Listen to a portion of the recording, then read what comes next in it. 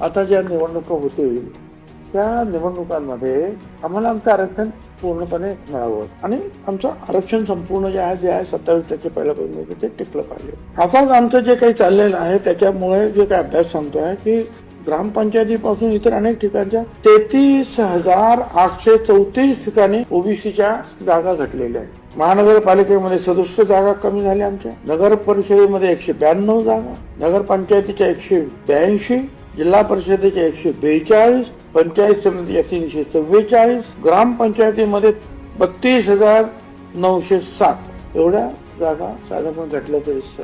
कुठल्याही परिस्थितीमध्ये आमच्या जागा आम्हाला पूर्णपणे मिळाल्या पाहिजेत आणि त्यासाठी जे आहे आपण जे आम्हाला आश्वस्त करायला पाहिजे. त्या मागच्या निवडणुकामध्ये विधानसभेच्या प्रचंड मोठ्या प्रमाणावर महायुतीला मतदान केलेलं आहे, चांद्यापासून बांद्यापर्यंत सगळ्या. अशा परिस्थितीमध्ये सरकारचं काम राहणार आहे. सुप्रीम कोर्टाने जे काही सुरुवातीची ऑर्डर दिली असेल आदिवासी समाजाच्या ते ठीक आहे, परंतु बाकीचं आम्हाला आरक्षण मिळायला पाहिजे.